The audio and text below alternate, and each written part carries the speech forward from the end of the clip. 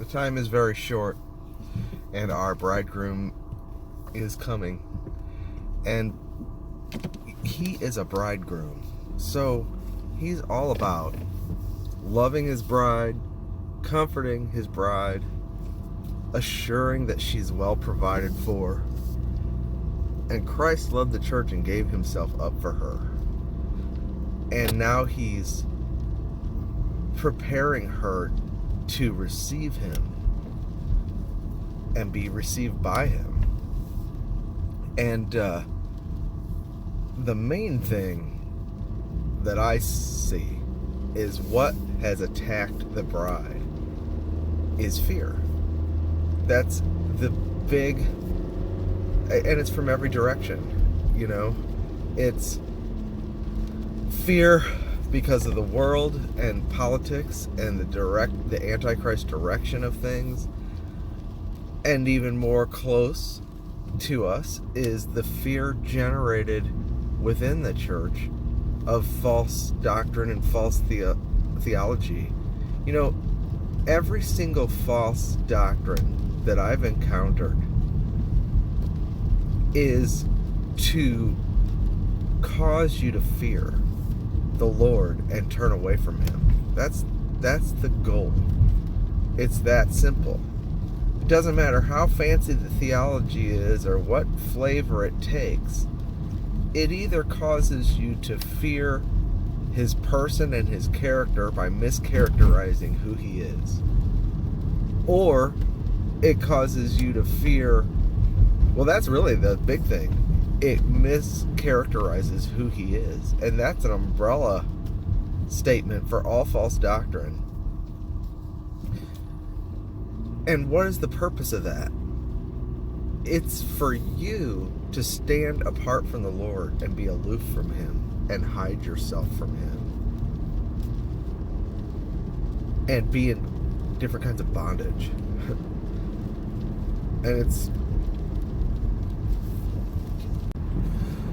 And you know, the Lord, I keep saying, wants a confident bride who's rejoicing in his coming.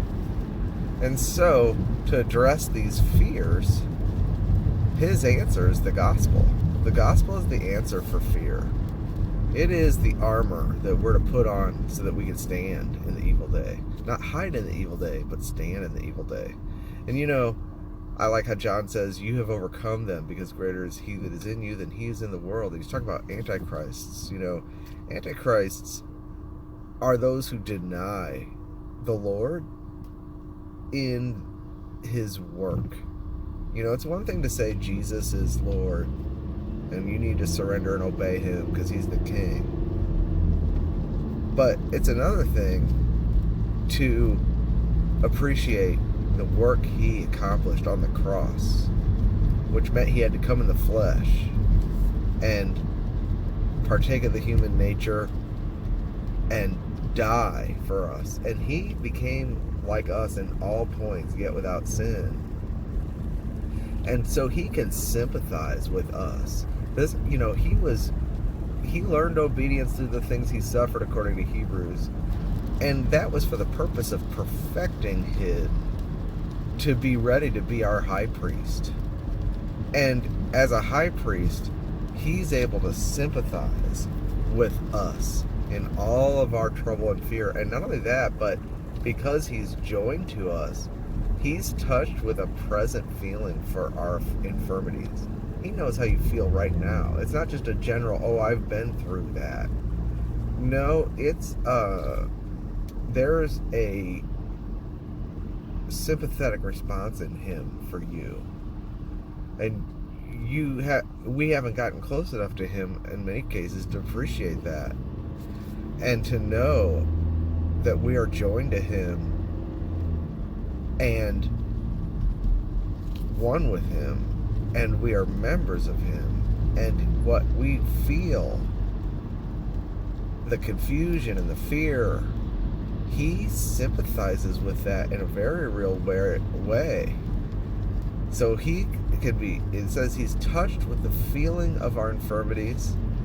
And then also, though, because he's the Son of God and his priesthood is performed in the power of an incorruptible life that's passed through death and can't be touched ever again with any kind of weakness. He's able to live forever to intercede for us. So he intercedes for us in the power of his resurrection life, which is a continual outpouring, always, of grace towards us. Always. Unremittent, unsullied, incorruptible life is sustaining this whole thing. And he's strong. Way stronger than anything we fear. And so, the Antichrist deny his work on the cross, and to some degree, and they're definitely not going to get you to understand and appreciate him in his priestly work. It's all on you. That's pretty much what an Antichrist gives you, is it's all on you. Your salvation is on you, and that's manifests in different forms, but the one we see a lot is the legalists, right? The lordshippers, the grace deniers, these wolves. And now John says you've overcome them, and I thought about that. It's like, you know what, I have overcome them, because a couple years ago, if somebody were to rebuke me the way some of these lordshippers do, I would have been shaking in my boots, kind of like, what if they're right? Every time the accusation come, I'd go back and look at myself and go, am I measuring up, right? Because my anchor wasn't fully within the veil. It wasn't fully cast on Jesus. It was still a mixture of him and me. And as far as I'm concerned, there's nothing good in me, and there's no way I can make it. I know that. There's no way I can make it. And that causes you to fear, unless you are grounded in the gospel. And the gospel is to eliminate your fears. And, I have overcome them, because now I look at their accusations and their whining and everything, and it just looks like that. They're just whining. It's silly. There's nothing to fear in all that. And greater is he that is in you than he who's in the world. And, but that is the attack. The attack is against your sense of justification, your assurance, your knowledge of the gospel, your trust in the Lord Jesus to keep you and preserve you. And it's to put your eyes back on yourself and your performance. And that generates fear, which then in turn causes you to stand apart from the Lord and be aloof from him. Now the goal is to get you to lose reward ultimately, and have a miserable time here, no witness, but then to lose reward. And there's a reward for those who love his appearing. So Hebrews says, again, this is going to be my favorite book right now, but he is coming again without sin unto salvation to those who look for him, right? And we want to be looking for him. And that means, like, in the morning you get up and you look out the window. Is he here yet? Do you have that kind of excitement? And Paul says, I've run my race, I've finished my course, and I kept the faith, and there's laid up for me a crown of righteousness, not only for me, but also for all those who love his appearing. Do you love his appearing? You say, I'm not sure. I want him to come because this world is so terrible and my life is such and such, but I'm afraid to see him because I'm not 100% sure that he's going to be happy to see me, because I've been so awful and I have so little to show, if anything, and I'm going to be saved as through fire. These are fears.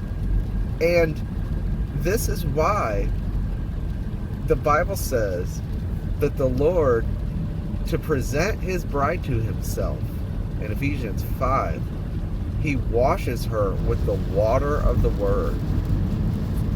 And we are clean, but we need our feet to be washed.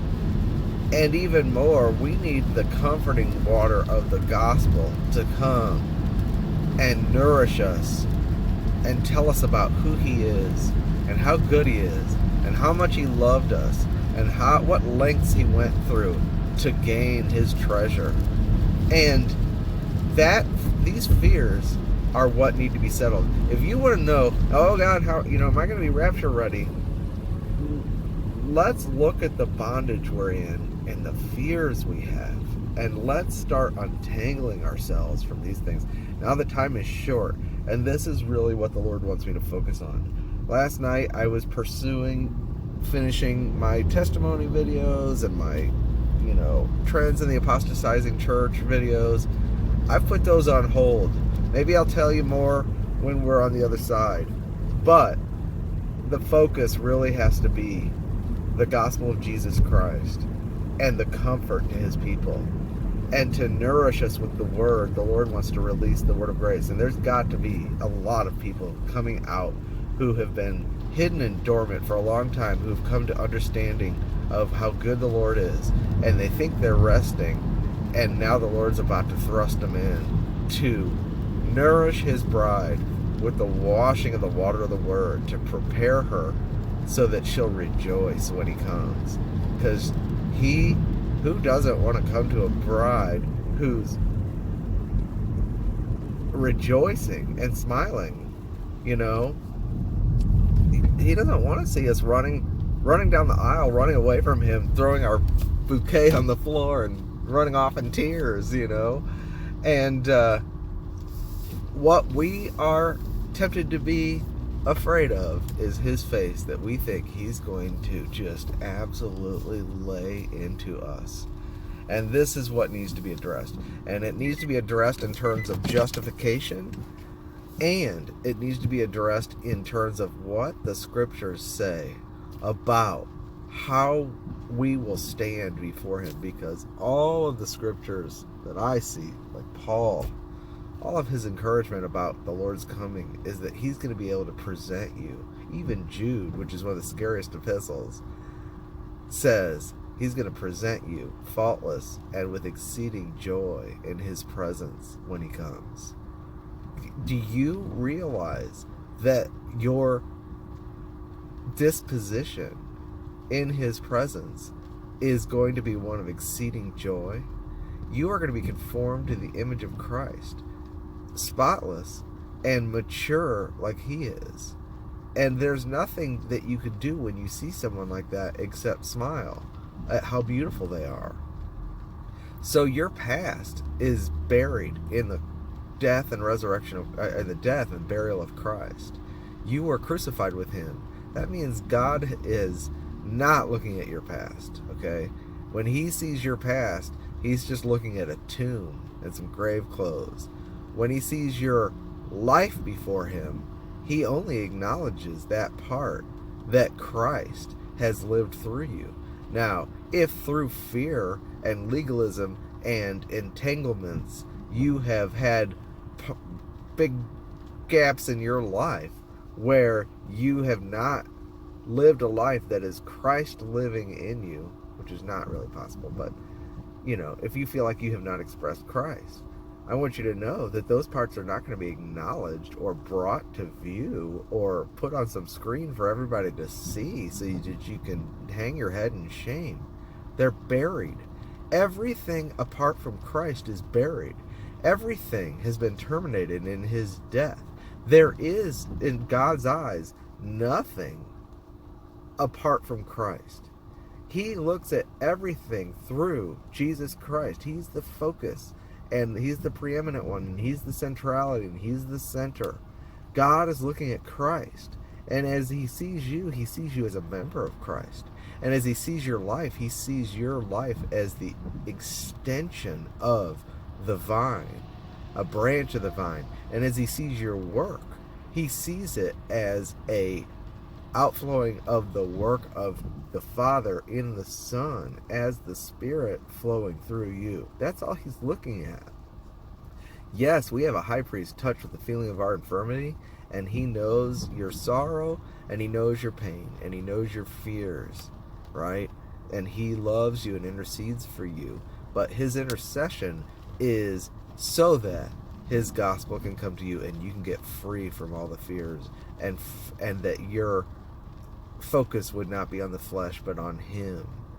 And that is Jesus' role. He's the one who really takes account of who you are as a person, and your flesh and what you need, and God, the triune God does. But that's Jesus' role as our high priest. But as our high priest, he's bringing us into the Holy of Holies and standing as our representative before the Father, so that judicially in the court of heaven, he's our advocate, and his wounds speak for us, and his blood speaks for us, and his death speaks for us. That's our history apart from him. And as far as our history with him is concerned, God is just looking at his resurrected life and what it has accomplished, and looking to reward his Son and all of us who got to partake in any measure in anything that was God breathed. There will be a reward. Why? Because that's the Lord's work, and I guarantee you, he is laying on rewards for his Son thickly. And it's not just reward for his accomplishment on the cross. It's even all the rewards for all of his accomplishments as our high priest over the last 2,000 years, standing before the Father, interceding and moving by his life in the church and bearing fruit through his children. And that's why it says in Hebrews, he proudly presents us to the Father and says, "Behold, I and the children that you have given to me." In other words, and he says that he's not ashamed to call us his brothers. And it says that, that has comforted me a lot. When I've been in my most pathetic places, he is not ashamed to call you his brother, And then he says, "I sing praises to you, Father, in the midst of the congregation." In other words, actually, he does it through the congregation, because he sent the Spirit of the Son into our hearts, crying, "Abba, Father." That is the source of our cry to the Father. When we say, "Abba, Father," and the Spirit bears witness that we are sons of God, and we are saying that in the spirit of sonship, it's actually the Spirit of the Son. It's Jesus Christ saying, "Abba, Father," through us. So our whole relationship with God is through Jesus Christ. If we understand this, it will take away a lot of fears. I am not awake yet. I'm getting there, but my mind is kind of going in different directions. I hope this is coherent. I'm just trying to speak comfortably to those who need to be nourished with truth and settled in their fears, so that they can smilingly receive the Lord, because he's coming very shortly.